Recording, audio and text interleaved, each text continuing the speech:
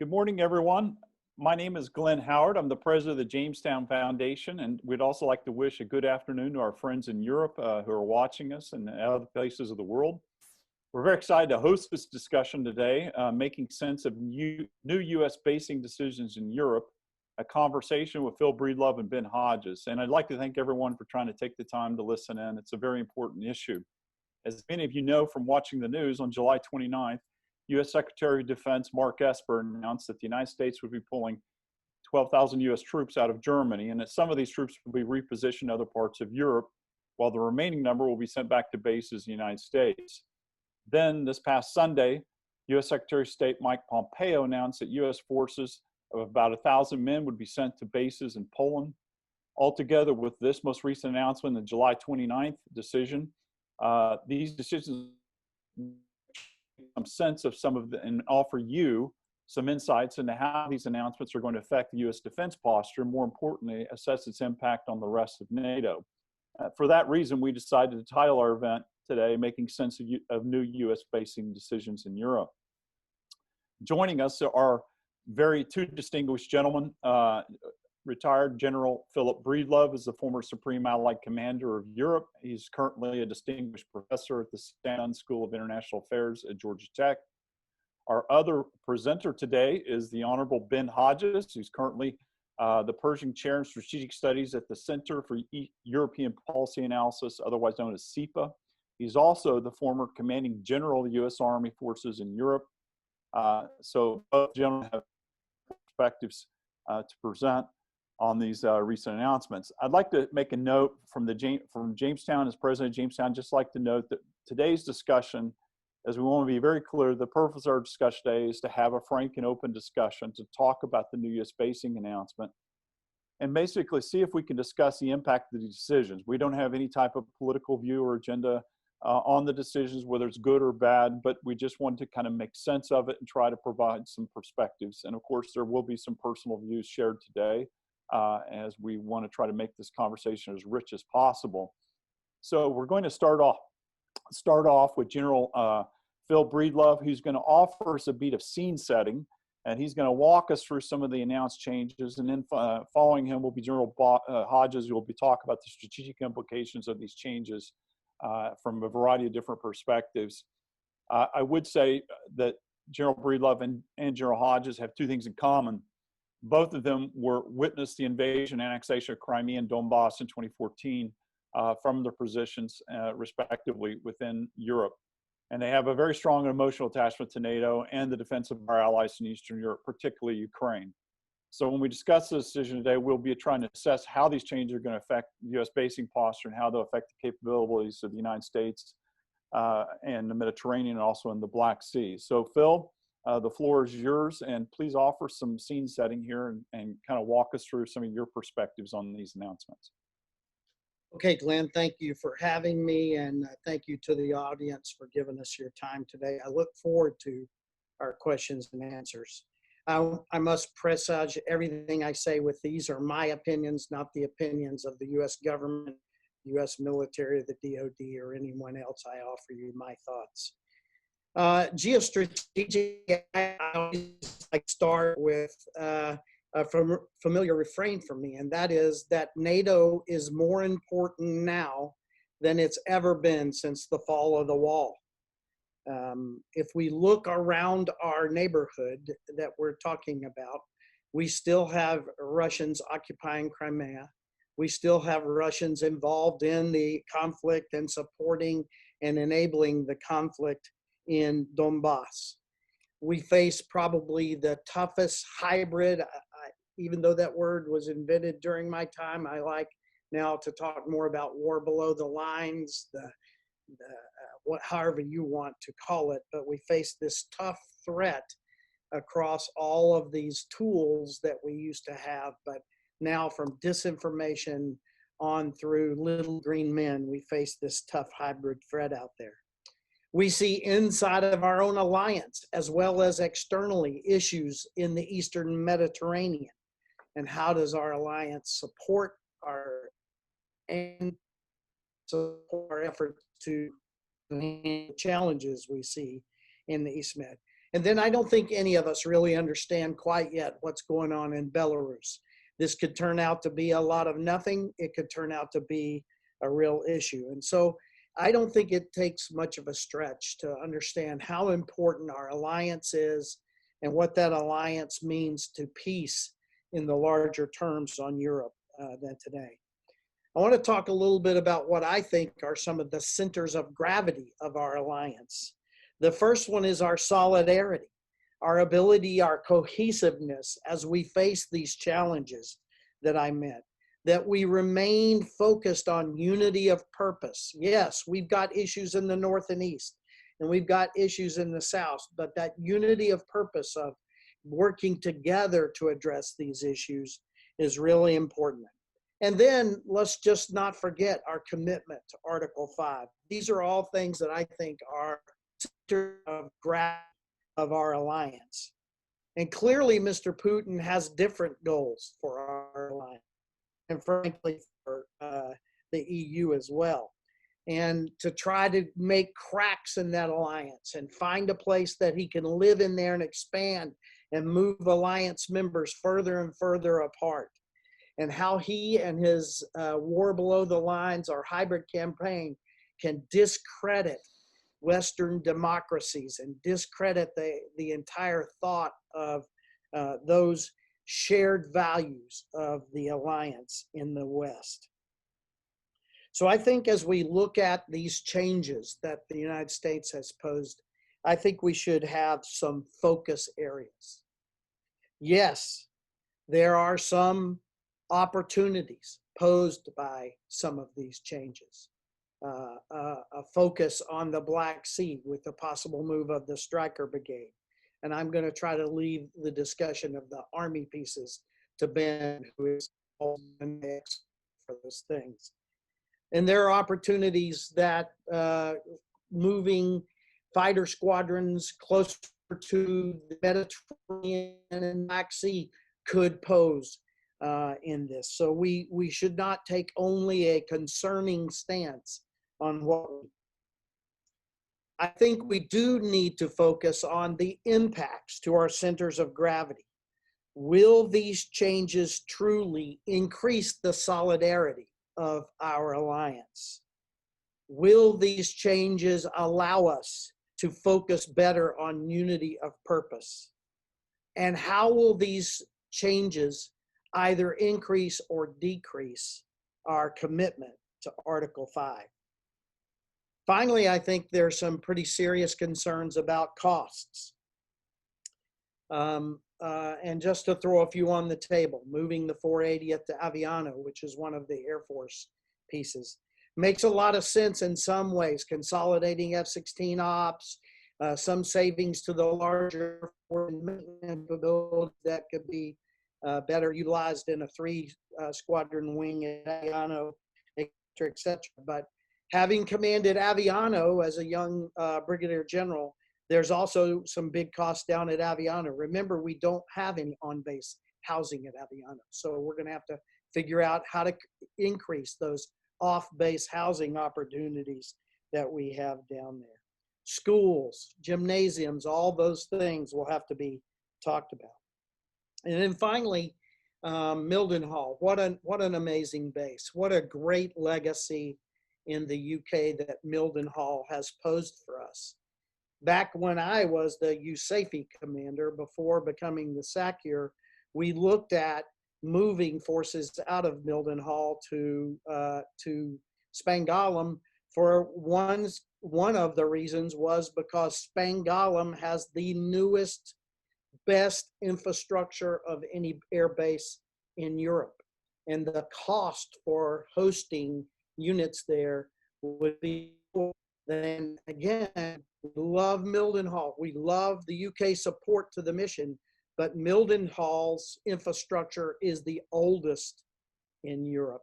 And we were looking to not have to make investments in that infrastructure. And that was one of the big reasons. So I'm not judging what has happened or whatever. I just think that in the realm of costs, there are a lot of things that we need to look at here.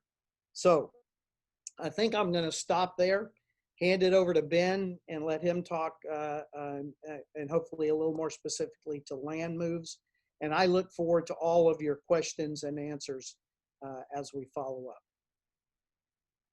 Ben? Thanks, Glenn and Phil, and thanks to Jamestown for hosting this. I think this is an important topic, and of course, former Secretary has done a nice job as usual of laying out the strategic context for all of this. I'll say right up front, of course, that I was disappointed at the decision and the announcement, how it was done, not so much all of the content, and we'll talk to some of the content here. Germany is our most important ally in Europe. It's maybe one of the most important allies in the world because of its geography, its economic power, and its the moral authority that Germany has earned over the past 70 plus, almost 75 years. So the United States should be doing everything we can to pursue Germany as our most important ally it's probably the only country that could influence criminal behavior, for example. That's my concern. The decision has come out. Having said that, I think it's useful for everybody to keep in mind it is going to take months to plan and years to execute. So almost nothing that was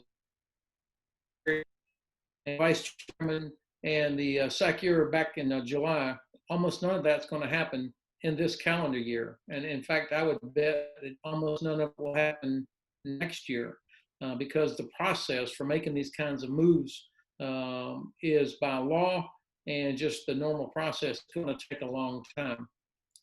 Not because people are slow rolling, as you hear people say every now and then, but because this is hard, detailed government work, and multiple nations are involved in the basing decisions. And I think the Congress has probably already said that no money from 2021 budget will be used to do any of this. So this is why it's so important that the administration, and particularly the Department of Defense, work closely with the Congress in order to get the best strategic effect out of whatever the final moves are that are going to be made. That would be the first important implication that I'd want to highlight: the time and the need to work with the Congress as well as all the nations involved. Second, I listened closely to the Secretary's 5 priorities that he laid out at the beginning, the 5 priorities for the plan, and actually General Hyten, the Vice Chairman, referred to it as a concept, not yet a plan. That the 5 priorities included flexibility, strengthening the alliance, and so on. And I think that remains to be seen on whether or not this concept actually achieves those 5 priorities. What I was listening for but did not hear, but it will inform for sure the decisions and planning that are made in the coming years, is readiness. How do any of these moves improve the readiness of U.S. forces in Europe? And of course, for readiness, you've got to have places to train. For land forces, of course, that means ranges and maneuver areas, but also the chance to train live fire with air forces and with allies. Also maintenance facilities, and how fast can you deploy from that location, whether it's by ground, rail, or air or seaport.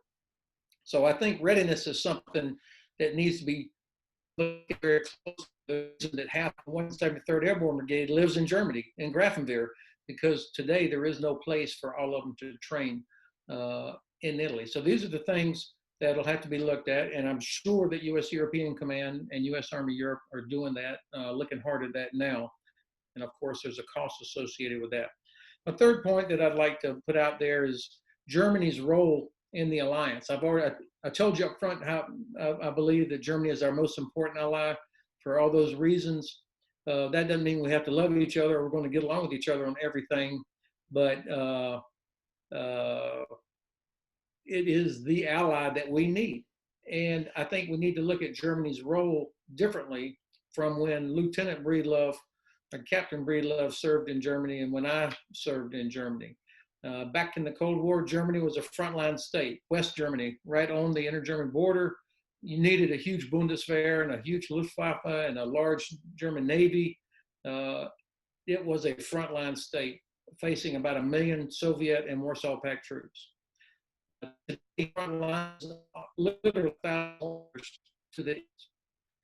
I think that Germany's role today should obviously be to maintain a capable Bundeswehr, probably about the size it has now, at least in terms of ground forces, at a much better level of readiness, of course. But Germany today is what UK, Belgium, Netherlands, and Luxembourg were during the Cold War, what we used to call the communication zone, the logistical rear, the foundation in order to launch operations. And our potential opponents in the Kremlin know that if we don't have a strong logistical base, if we don't have the ability to command and control to enable rapid reinforcement, then we really do not have a capable deterrent.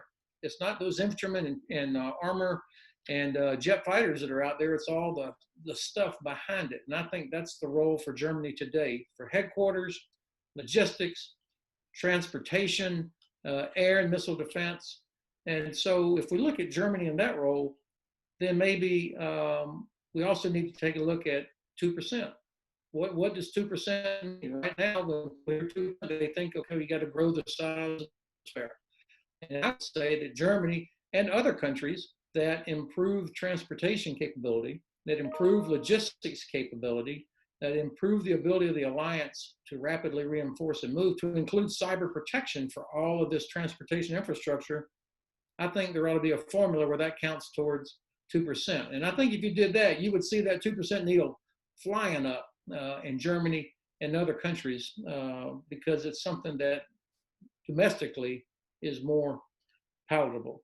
And I will stop there. Glenn, thanks again for what Jamestown does. You guys do a great job on publishing articles as well as hosting meaningful discussions. So thanks for letting me be a part of this. Ben, thanks for sharing your thoughts and always participating. We're great always to team up with SEPA. I'd like to, General Breedlove, I'd like to ask, there's someone asked a question here about the 2% mark. The German defense minister recently suggested that the cost of NATO be shared by each country on some percentage of total cost, and the 2% GDP formula. So in Germany's case, it'd be 10%. So this is a question coming from Greg, one of the people watching. He says, could each of you comment on this approach kind of to sharing costs and address that? Because for those listening, Germany's not supposed to reach 2% until the year 2031. So maybe, you know, are we too hung up on 2%?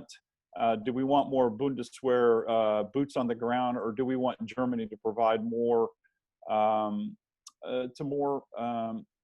more train cars for transportation of NATO forces? So Phil, I'll let you kind of address that, and then Ben, you can chime in. So the positive first, if Germany took that, if NATO had addressed that and Germany began to invest more, that's a positive. The concern of that, I was in the room at the Wales conference when all the countries agreed to 2%, and Germany's plan was to get there by 2024. So the question is, strategically has changed? Have we seen less of a threat, less of a concern since Wales? I don't think that to be the case. But I think that Ben has made some great points, and I tried to make this point about some of the nations in NATO at the time too. And that is that there are intangibles that these nations are providing. Can you imagine doing anything in the Middle East without the throughput of Spangdahlem, Ramstein, and the hospital at Larmsee in Germany?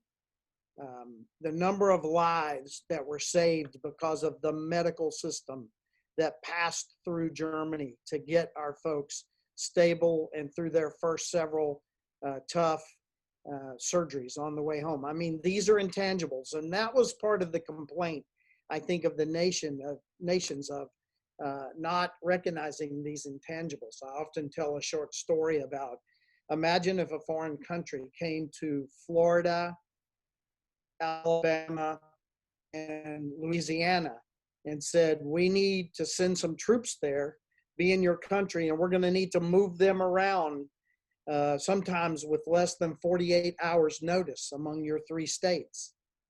How do you think that our states and our governors and our leaders would react to a request like that? Well, that's exactly what we do with Spain, Greece, Germany, and others when we're reacting to North Africa. We built this force which lives in Morone to try to be better ready for a Benghazi of the future. And we end up moving forces around inside of these bases, sometimes on less than 2 days' notice. So there are intangibles, but I have always been a supporter of the 2%.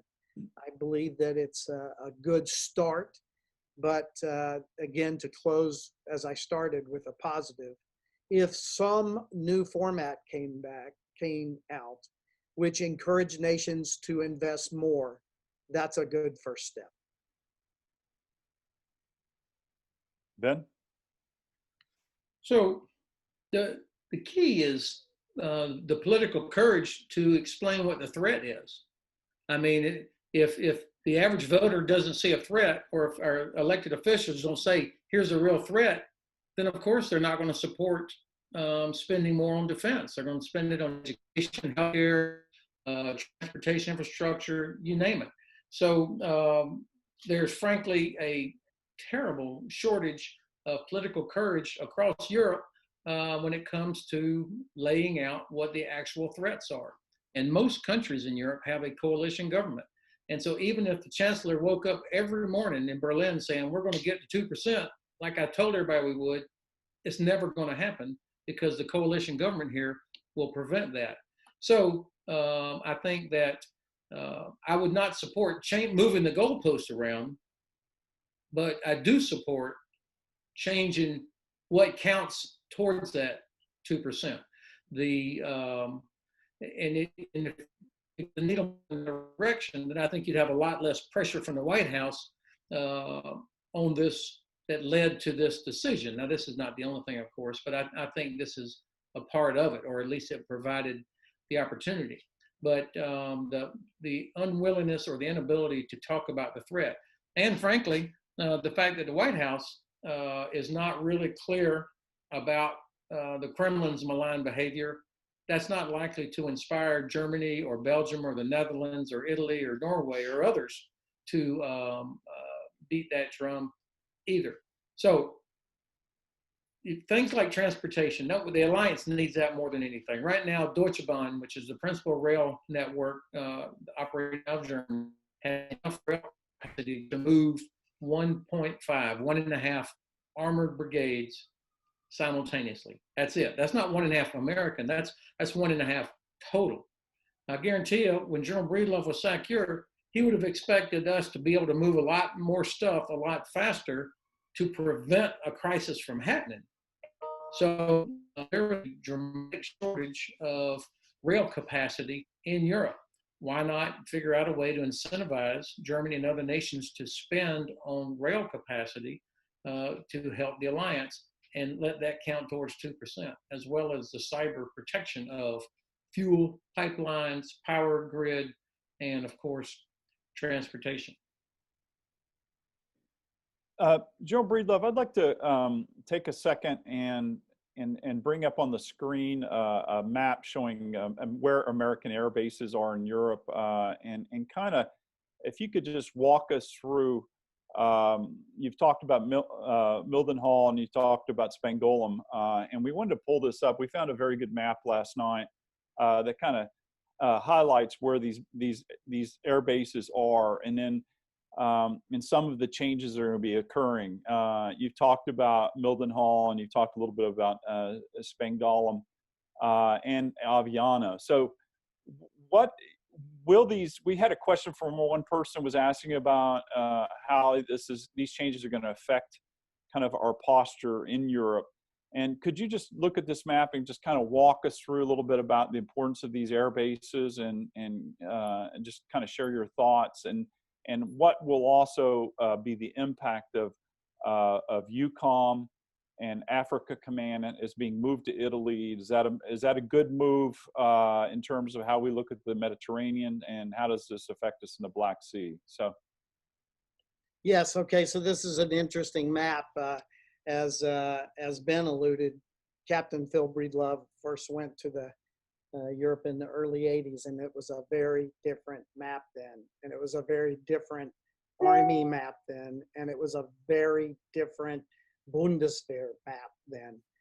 So this first and most striking thing about this is how far we have cut in Europe, and I've not been a fan of further cuts in Europe. Let's just revisit the Mildenhall piece. We talked about the Mildenhall not moving. That, again, is, I think, more about an issue of cost in the future than it is repositioning those assets. Moving them to Spangalum would have put them a little closer to the concerning areas, but it's not that much. So I think the cost piece there is an issue.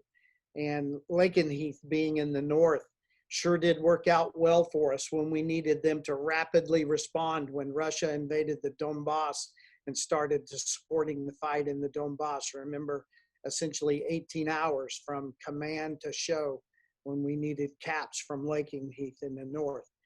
The movement of the fighter squadron out of Spangalum to Aviano does bring that force a little closer to the Black Sea, as the Secretary of Defense did mention. I would also mention it brings it a lot closer to the Mediterranean. And remember, we have some issues right now in the Eastern Mediterranean.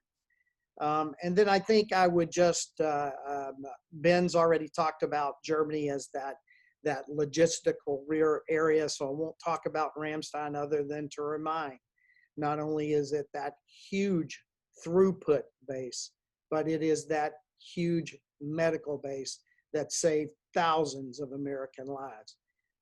And we haven't really talked about Turkey and some of the issues surrounding Turkey, but the air base in Turkey, Incirlik, which I started going to in about 1984, is absolutely key and essential to what we do in the future in many parts of Europe, but also in all of our endeavors in the Middle East. And so from an Air Force perspective, we actually are about as thin as we can get there now. Ben, when you look at this map, you commented previous in discussions yesterday that you thought that Germany's real value to NATO is more of kind of a combat enabler in terms of its importance as a logistical hub. Could you just go into that a little bit about, and that we need to look at Germany differently now and its role within NATO as opposed during the days of the Fulda Gap in the 1980s? So the front line, like I say, used to be the inter-German border between East and West Germany. It's now to the east of Poland. And you look at, and I'm looking at your map. On the coloring of the map, it sort of looks like you've got Estonia, Latvia, Lithuania, still part of the Soviet Union there, Glenn. I don't know who you're. We could blame the Air Force for that. But look, the front line, is way to the east, and you think about the range of weapons that the Kremlin has in Kaliningrad and in Crimea, and even what they've put into Syria, and of course what they're doing up in the north along the northern transit route. Their ability to range seaports and airports in Eastern Europe is significant. So Germany, not only does it have the most modern infrastructure in all of Europe, the capacity to handle things, we've also got a little bit of distance. And because of the economic power and that geographic location and infrastructure, it is a logical place to be the transit hub. And Germany has accepted that mission, by the way. You stood up the JSEC, the Joint Sustainment Enabling Command in Ulm, because it's the logical country to host that headquarters that would help with rapid reinforcement and also to manage the rear area for the alliance. So that doesn't mean that we don't need strong Bundeswehr, high quality Air Force, Navy, and land forces. But the whole point is when you look at the map And then when you think about 2%, encouraging or telling our German allies, hey, look, we need you to continue investing in transportation capacity, logistics capacity, as well as maintaining readiness. And by the way, the United States has only one Patriot battalion in all of Europe, and that battalion is going to have to protect Ramstein. So we need Germany and the Netherlands, who have Patriot, to provide missile and air defense for Baltic countries. Poland, our great ally, the Poles, of course, is joining the Patriot community, as Romania has. And so I think Poland is going to help provide this sort of air and missile defense protection, because if there's a crisis, or we're trying to prevent a crisis, and people are moving and forces are moving through Poland, they're going to be very vulnerable. So having this air and missile defense umbrella over Poland is also going to be very important. Glenn, if I could make one last point, what's interesting is you see the Black Sea and Turkey, and this is 100% natural.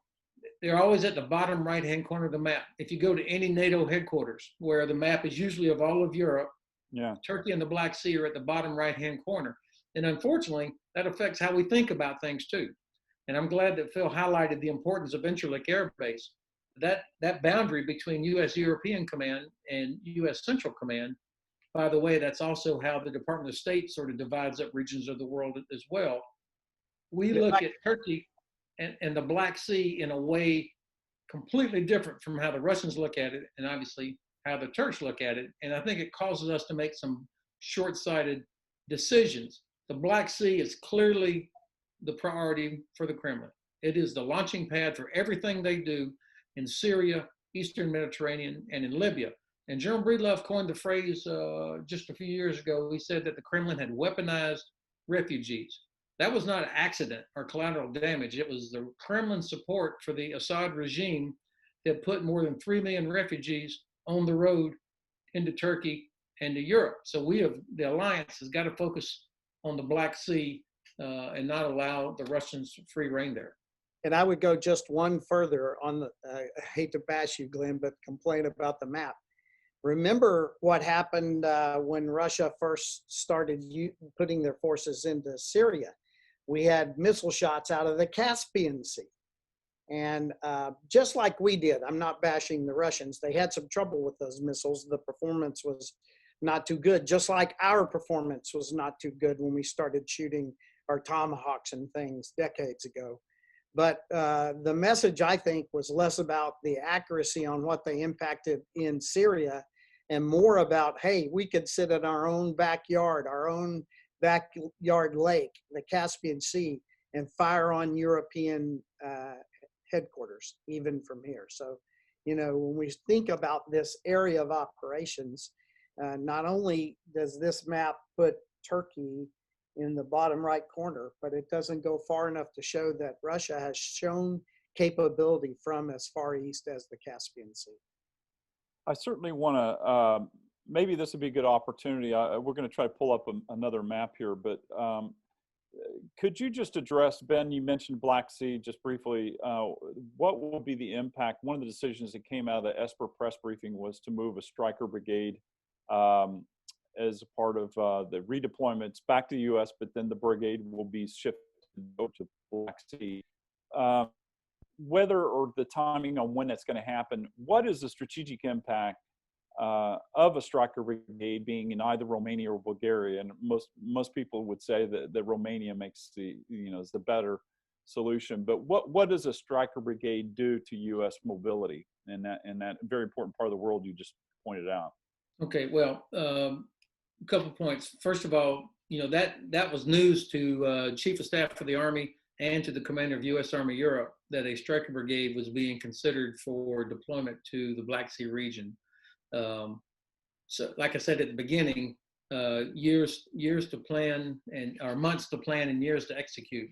So perhaps there will be a deployment of a Stryker brigade, a rotational brigade to the Black Sea region in a few years, maybe a couple years, I'm not sure. I would love it. Now, I do not want to see the 2nd Stryker Cavalry Regiment, which is currently based in Vilsack, where it has fantastic training opportunities to build readiness there at Grafenwehr and Hohenfels, Bavaria.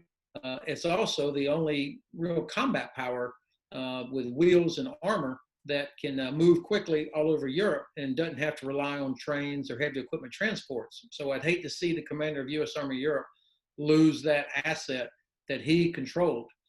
But that's the point of your question is, what's the benefit of a Stryker brigade if it goes there?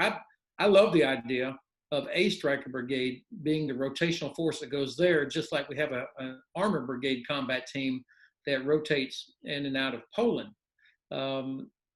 Frankly, the transportation network in Romania, according to the European Union analysis, is the worst in Europe. It's not a good network. And so having wheeled vehicles would still provide, or with Strykers, you could move laterally north and south around the region, even through Moldova or to Ukraine if you had to, for training exercises or for crisis prevention. That's what a Stryker brigade gives to you. It brings a lot of infantry, a lot of tank killing capability. It gives you. Now, what I would anticipate would happen is that brigade's rotation would probably be split predominantly in Romania at MK, for example, which is what the rotational armored battalion uses now, and a couple of other places. Our Romanian allies are doing what our Polish allies are doing, which is significantly improving the facilities, the capacity, and most importantly, the training areas, the ranges, so that we can maintain the right level of readiness. Bulgaria, thanks to the long distance foresight of people like Jim Townsend, when he was Deputy Assistant Secretary of Defense, we have a place called Novosela training area down in Bulgaria that is a good place for a couple of companies to be able to do good combined arms live fire training. But with Strykers, we've moved across the Black Sea on ferries from Bulgaria to Georgia for exercises. What a great training opportunity that was. So a Stryker unit gives you a lot of flexibility in the Black Sea region and be able to do joint live fire training with the world's greatest Air Force and the rest of our allies, or to participate in exercises like Sea Breeze, even in a Ukrainian training area. A lot of potential there.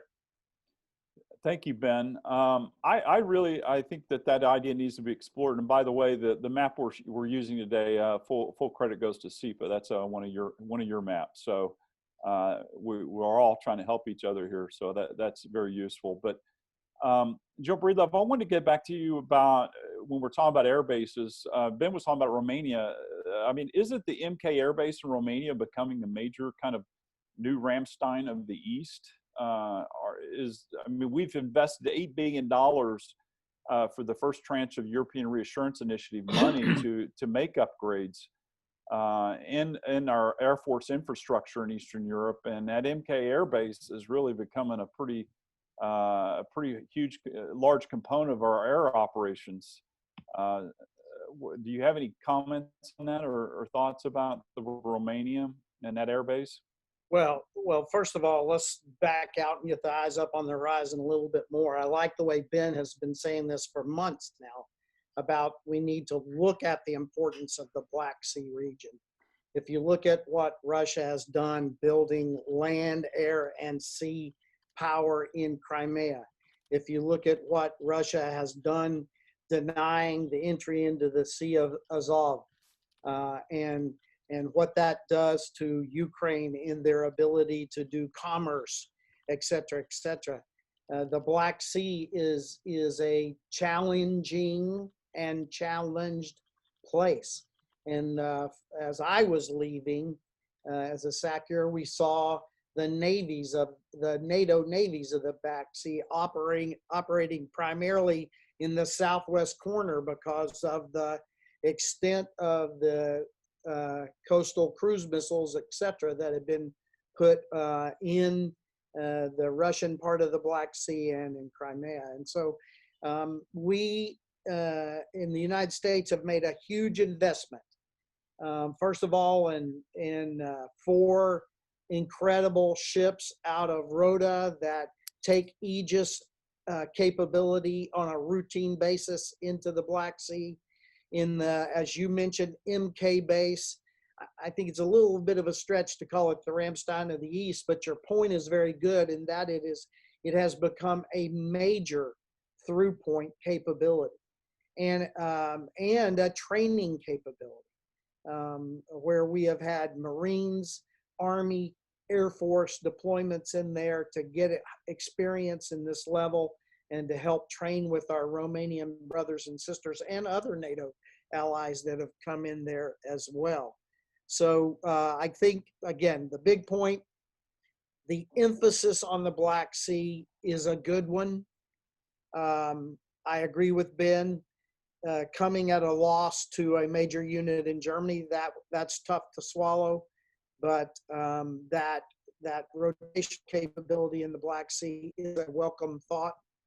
And the ability now to bring air, land, and sea answers to the challenges that Russia puts up in the Black Sea is very important.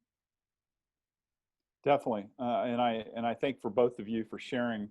I think, you know, one of the things that we want to move on to in the discussion is I'd like to remind all our listeners that if there's a question feature in the Zoom webinar chat, so if you have questions, please feel free to type one up and ask, and we'll try to get to your questions here in good order.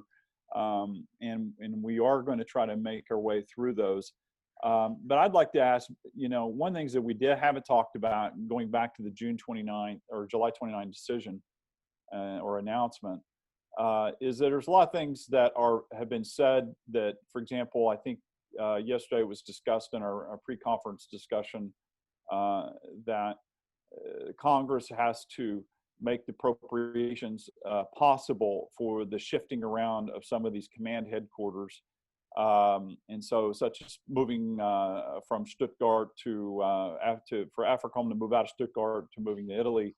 And then there's a decision about moving to Mons. And you mentioned, and Phil, in your talk, that Mons is going to be a huge bear to move everything there. Ben, you had mentioned that Germany is really concentrated with HQs and is really an HQ hub of sorts for a lot of NATO command infrastructure. So what is going to be the impact on moving to Mons? Phil, if you want to kind of talk about that. You mentioned earlier there's not a lot of infrastructure there, but the alliance has had to move headquarters before. I mean, we had a rupture with France in the 1960s, and JFK moved to the headquarters to Mons. Originally, I think, is where it was, and then so we have had to play this game when we've had disagreements with our allies over certain issues. So it's certainly not, this isn't the first kind of rupture we've had in this Germany aspect of our basing decisions to get them to pay more. So, I mean, we did have problems with France previously in the past, historically. So, Phil, anyway, go ahead and talk about. So may I also just answer very quickly another interesting question that's in that chat or in the Q&A list that's associated. And that is, someone asked, is this another opportunity to look at recombining AFRICOM and EUCOM? I'm sure that will be discussed somewhere. Now, I'm just going to offer you my sense of this. I think AFRICOM has a big job and plenty of job for a headquarters. When I was in place as the commander of Africa and USAFE, this is a tough business of looking at both the requirements, and with so few assets in Europe, as far as air assets, it was a tough job. So while I'm sure someone will consider to bring them back together, it would not be my recommendation. I think Africa's mission is huge, and it's big enough, and it's tough enough, and it's going to grow in the future rather than shrink in the future. So let me throw that out there. The move to Mons is another one of those challenges and opportunities. I mean, the idea of having the synergy of the staffs and things like that, even though today, and I agree with some of Ben's words, in this day of of electronic capability, we don't have to have staffs together. If they were there together, clearly there would be some synergies. But again, sort of like the Mildenhall piece, when we were looking at Mons, when I was there, there would be a huge challenge to move that headquarters in there. The Belgians are magnificent and wonderful hosts. I still have great friends there, but the housing, the schools, the hospitals, things like that, this would be quite the challenge to move to Mons. But again, I think you paint this in the both opportunity and challenge bucket. Ben, did you have any? Yeah, just two quick points. I saw a question earlier saying that since the president had said that this move out of Germany was because Germany was not paying its fair share, and of course we've seen the comments about why are 30,000 Americans there guarding Germany? That's not an accurate portrayal of what actually goes on. You actually have German security protecting all the American bases and housing areas in Germany, ironically. But somebody asked a question, is it safe to assume then that where these people are going are European countries that are spending 2%? And of course, Italy and Belgium both spend much less than Germany does. Italy is a 1.2%. Belgium is not even 1%, they're 0.9%. So, former Secretary General Breedlove is exactly right. This is about cohesion of the alliance. And so these kind of actions and decisions, I don't think contribute to cohesion of the alliance. Now, the other part of this, and this goes a little bit to the conversation about Spangdahlem, as well as some other places. The idea of combining AFRICOM and EUCOM, it's a terrible idea for exactly why General Breedlove said it. But if you're a million miles away and you're thinking just in terms of efficiency, sometimes the idea of streamlining, which is a wonderful bureaucratic word, we're going to streamline things, we're going to combine all these headquarters. Those are ideas by people that have no clue what's actually involved and what's going on. EUCOM is too small to do what it's doing already. AFRICOM is too small to do what it's doing already. AFRICOM should stay, for sure, it should stay in Europe, because it has to be able to cooperate with Spain, Italy, UK, the Germany, the countries that are so busy and actually doing things on the ground in Africa. So to move AFRICOM back to South Carolina, for example, which is one of the proposals that's out there, to me is a terrible idea. Because you'll end up having to put a forward headquarters back over there anyway, just the way CENTCOM has a gigantic forward headquarters sitting down in the Middle East. So combining headquarters, yes, there are efficiencies, but we are not Napa Auto Parts. I mean, this is not a business where you want no excess anything. We're talking about security and strategic thinking, and you have to have some capacity to absorb all the stuff that we never saw coming, to be able to absorb the friction until we figure out what's actually happening and then can bring over. So Spangdahlem is a place, it's worth every penny to keep for the inevitable requirements that will show up. So we can't let efficiency be the enemy of effectiveness. Phil, we had a question from our colleague, Phil Peterson, who was asking about the MK Air Base and its vulnerable air defense. Would it not make more sense to have an air base that's better protected by the Carpathians than to have the MK base is too exposed to an attack? Do you agree with that view? Is it make more sense to have something in Romania? It's better sheltered by geography. Well, what I'm going to say is going to sound horribly critical, but I think it's pretty close to factually correct. None of our European bases have adequate air defense. None of our European land forces have adequate air defense. None of our European air bases have adequate tactical ballistic missile defense. These are things that we lost during the focus on counterinsurgency around the world. When we started to draw down the very first time during my watch as the SACUR in Afghanistan, and we said, okay, before we draw forces down too far, let's examine our ability to do large force employment, Article 5 type defense. And one of the things that we realized very early is that we have neglected our support to the air defense and missile defense mission around the world. Ben will laugh, but when we were young people and we were running around in Western Germany facing the inter-German border, and I was with 2nd Brigade 3rd Infantry Division as their forward air controller, we had to do things called herringbone maneuvers, where we would scamper under the trees and then the stingers and the hawks would try to provide us cover, at least thinking about it back then. And now I think, Ben, I don't want to speak for you, but he would tell you that over time, even at NCT and other places, we have lost some of that emphasis. We have certainly lost that capability. So I don't want to belittle Phil's question. It's a good question. Mm-hmm. I would just say that this is, well, I couldn't even say what I'm about to say, but trying to choose, a base based on air defense, what I might compare that to. This is like honor among thieves or something like that. We really don't have enough air defense to go around, period.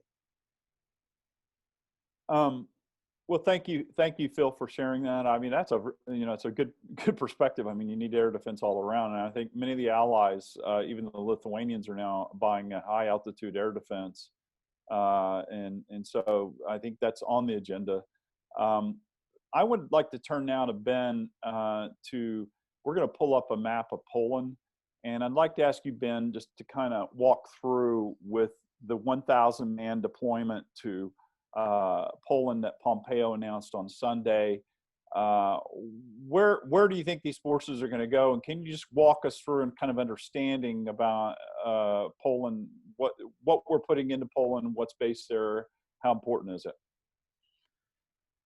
Okay, so of course, this latest announcement, this is not related to the proposed withdrawal from Germany. These are plans that have been in the works for quite some time. General Cavoli and his staff at USAFE, UCOM, and of course back in the building working with our Polish allies to improve deterrence and to do this in a way that would ideally preserve cohesion of the alliance. I've never been in favor of permanent basing of anything in former Warsaw Pact countries or former Soviet republics, because even though the Russians completely abrogated the NATO-Russia Founding Act, most of our European allies believe it's still important that we live up to the NATO-Russia Founding Act. So unless the administration was willing to do all the very hard diplomatic work to get everybody else to agree that permanent basing in Poland, for example, or Estonia, Latvia, Lithuania, or Romania or Bulgaria, then I think going with rotational forces is the appropriate thing. And frankly, I always liked having rotational forces in Poland and Baltic countries, because for the 9-month rotation, you actually got more work and presence out of them than if they were, say, permanently based there. Secondly, what we really need along the eastern flank are enablers, engineers, transporters, military police, communications, intelligence, that sort of thing. And most of that in the U.S. Army and air defense, most of that is in the reserve component of the United States Army by design. So they're ideally suited for rotational employment. Having said that, between the embassy and the Polish government and the Department of Defense, they've been working hard to hammer out the Defense Cooperation Agreement, which was just signed. And so what the three biggest, most important things that are going into Poland, in addition to obviously our enhanced forward presence battle group, which you see up there in the top right corner, is the Corps headquarters, the division headquarters, and the logistics hub in Poznan. Polwitz, there, which is really modeled after MK. It's a Polish base, air base. The U.S. Air Force uses it episodically, and we've got more than 1,000 U.S. Army logisticians and Army aviators that rotate in and out of there, and that is the logistical muscle for everything that we do between Poland and the Baltic countries. And so that's an important capability that you can be sure that the Western military district leadership of Russia sees that. And when they see the logistics preparation capability, they say, okay, these guys are serious. Now, Polwitz has to be protected by Polish air defense because there is no U.S. air defense to protect it, as Phil just said. In Poznan, we have the division headquarters and the corps headquarters. Now, of course, these are not the full headquarters. It's a division forward, which is not a new idea. Back in the day, we had 1st Infantry Division forward and 2nd Armored Division forward in West Germany, along with the full divisions that were there. This gives a division headquarters tactical command capability, which will be very helpful. It demonstrates capability for deterrence and for organizing the training. The corps headquarters is really significant because this is where you integrate the joint fight and intelligence, deep fires, logistics, and work in the theater. So this is a very important step and a real quality improvement. And my friend Ray Wojcik suggested that the corps headquarters should be known as the Kosciuszko Corps. I love the idea because no other person symbolizes better the relationship between Poland, the United States, and Lithuania than does Tadeusz Kosciuszko. Of course, there's a statue of him in D.C. and up at West Point. A critical part, and this will be my last point here, again, it's got to be about readiness. Poland, I believe, is working hard to improve the training and maintenance facilities there in Drawsko-Pomorskie and Żagań in Western Poland. Until now, with the rotational armor brigade, they have to go back to Germany, to Grafenwehr, to use the live fire ranges there. Those are the best live fire ranges in all of Europe, in Grafenwehr. So if Poland can get the gunnery ranges up to the same level of quality, and also allow attack aviation and Air Force to shoot there at the same time, then I think those will be good training areas. Otherwise, the Army will have to continue rotating units back to Germany for their live fire gunnery.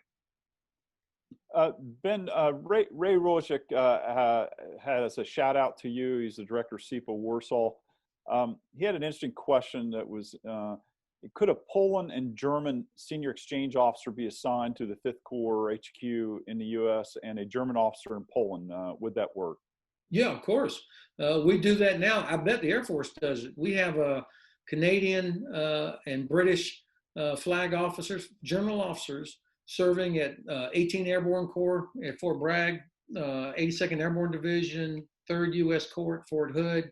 I think there's one at 1st Corps in Fort Lewis, Washington. So I don't know how you not do that. We have U.S. I'm sorry for interrupting, Ben. Those precedents have long been set. I mean, you had a German chief of staff in the headquarters that you ran, and I mean, we have embraced many of our compatriot allies in these real positions, looking at real intelligence and really directing and helping to direct U.S. forces in these places. That those precedents are set, Glenn. Yeah. Having a allied officer with real authority in the headquarters it changes attitudes. It makes you think more about allies and what you do. And the United States, we can't fight by ourselves. We have to have allies, and so it would make great sense having Polish, German, Lithuanian officers inside this U.S. Corps headquarters and the division headquarters, and vice versa. We have someone watching in, who is in Scandinavia, and they had a question about how do you see the role of the military in the North, especially in the role of Sweden and Finland? Even though they're not full members of NATO, what are your perspectives on their future role and within NATO? I'll tell you what, I'll jump on that first, and then I'm sure Ben will have some words. First of all, these are already NATO partners, and they are wonderful partners. In fact, their militaries are extremely capable, and frankly, in some instances, their militaries are far more compatible with our older NATO forces than some of our newer NATO forces. The interoperability specifically, and Ben, I'll let you talk to the Army, but the specific interoperability of their navies and their air forces is absolutely superior. And can you imagine any fight happening in the North that did not involve the airspace and sea space of these two nations? I think that we have an incredible relationship with our Northern partners, and it will serve us well should the need ever arise. And I have said it more than one time, you know, this is all about the sovereign decisions of those people in those nations. But when, if anybody had asked me for my vote, and they wouldn't have, by the way, it's completely political. But if they'd asked me, I'd have welcomed them with both arms flung wide open. These are great military forces, great capabilities, and we could not have a conflict in the North that they would not in. I ditto everything the boss just said. I would add that because of Sweden and Finland, we, the Alliance, have the chance to achieve sea control of the Baltic Sea very quickly. And in fact, I believe that the Kremlin probably in their heart of hearts know that Kaliningrad is a liability for them, less an asset. We don't have that same capability in the Black Sea region. And so it really takes a lot of pressure off of us if you've got Sweden and Finland acting and modernize the way they are, training like they do. We had U.S. Army troops in both Finland and in Sweden over the past years on exercise. Sweden is joining the community of Patriot air and missile defense systems. So I very not only positive sense of what they do and the quality, but you know, when you think about Russia's threat to our NATO ally Norway, having friends in Finland and Sweden helps with the protection of Norway as well. Phil, we had a question. I don't know if you want to address this, but it certainly will get attention if you want to respond. It's regards the delicate question about, does NATO need nuclear deterrence capacities on its eastern flank? This is coming from Jacob Borneo, and I think he's alluding to the fact that Poland has expressed interest in having nuclear weapons based in Poland. I know there is this debate going on, but how do you feel about expanding the nuclear deterrence capacities on its eastern flank? I'm afraid I probably won't have the answer that the individual wants. I really am concerned about where we are with nukes writ large when it comes to Russia and when it comes to Russia and China. The INF was defunct. Russia abrogated the INF a long time ago. Our announcement that we were backing out, of course, was made, but you know, we were the only one that was in the agreement. So it's kind of hard to back out of it when you're the only one that's in it. But the bottom line is we need an INF or an INF-like agreement.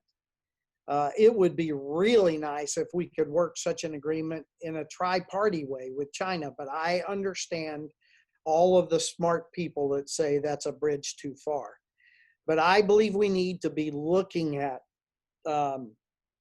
another INF-like agreement. And you know what? It's interesting. Again, I have a different view than people who are in weapons and limitations and control. I'm less worried about the warheads. I'm more worried about the delivery systems and the fact that there are so many dual delivery systems in the Russian inventory that makes it nearly impossible to do any sort of verification about where you have actual nuclear ability. If you have a delivery system, you don't know whether there are mated nuclear weapons or whatever. So I'm really worried that we don't have an INF-like treaty, and that is no criticism of leaving the INF, because I want to say it one more time clearly. Russia had abrogated that treaty a long time ago. We were the only one in it, but we need something to replace it. And then secondarily, I would hate to see New START fall by the wayside.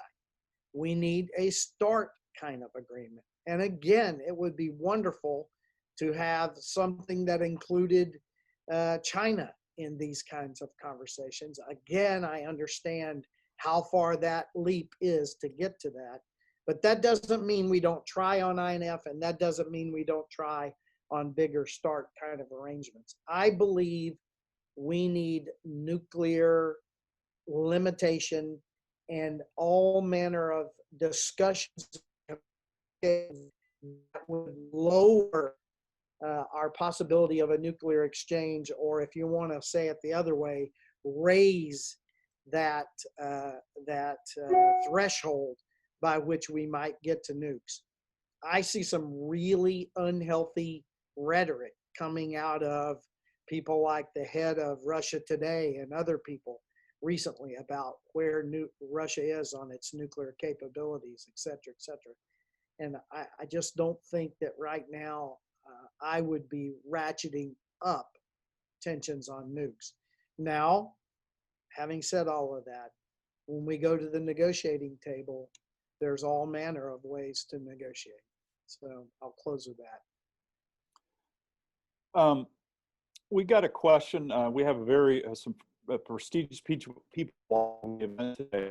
We got a question from Sandy Verspow, and his question is, it's directed at General Hodges, but it certainly, Phil, if you want to weigh in. His question is, in light of the decisions about Germany and what General Hodges said about the importance of Germany being the rear for deterrence along the eastern flank, if the next administration revisits the Esper plan, which U.S. forces slated for withdrawal would you recommend retaining in Germany?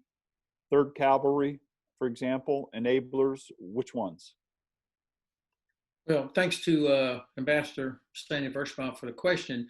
I would tell you, none of it should be coming out because it's already so small. I mean, this administration just recently agreed to increase the amount of U.S. Army that's in Europe.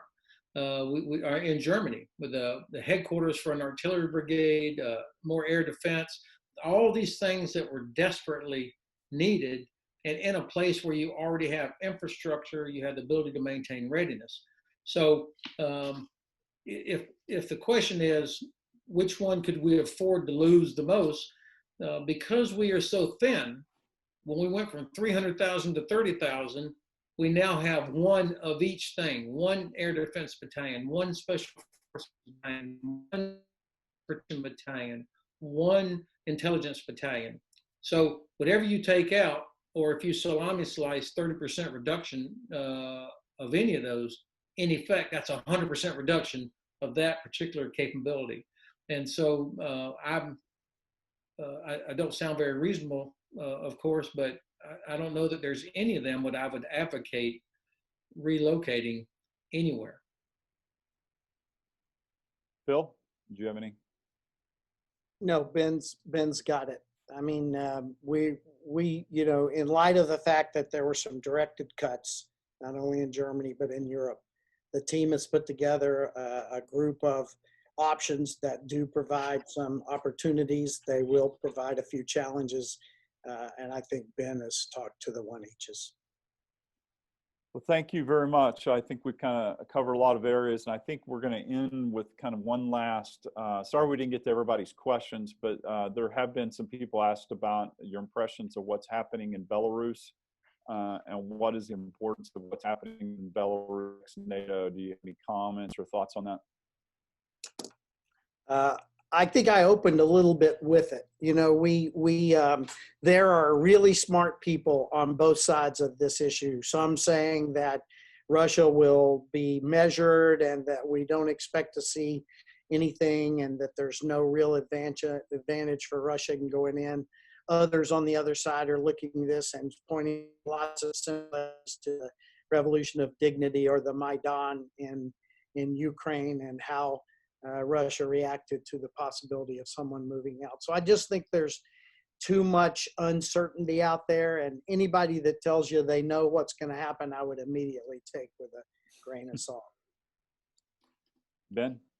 Yeah, let me close with this, with thanking you and Phil and the audience one more time. Just a couple of days ago, we commemorated the 100th anniversary of the Battle of Warsaw. Where Polish forces stopped Bolshevik forces in what's known as the Miracle on the Vistula. And most serious and academics believe that that probably prevented a much larger takeover by the Bolsheviks of Europe. I mean, Germany was next on the list. And so a weak Germany post-World War I. And the 12th anniversary of Russia's invasion of Georgia.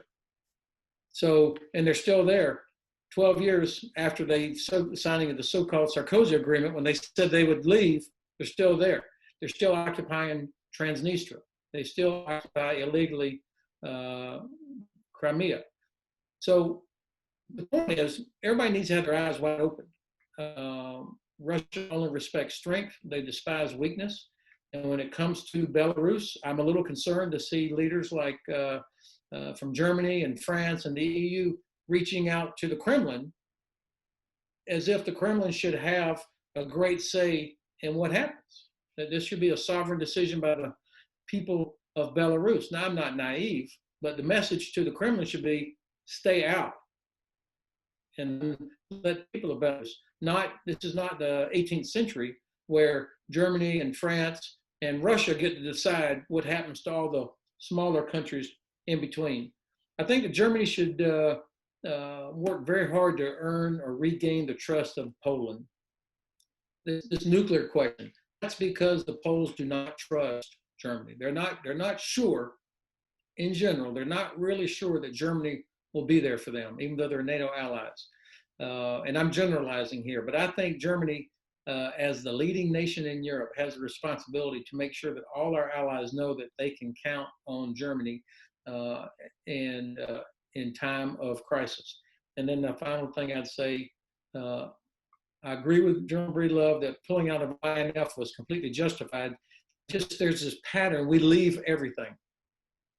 I mean, the administration has left 4 or 5 different things. Every one of them flawed, by the way. But the latest leave, of course, is the idea to pull troops out of Germany. I would say the States of America, powerful country, the leader that everybody looks up to. Everybody loves to criticize, but everybody looks up to the United States. The theme should be lead, not leave, and fix it from within.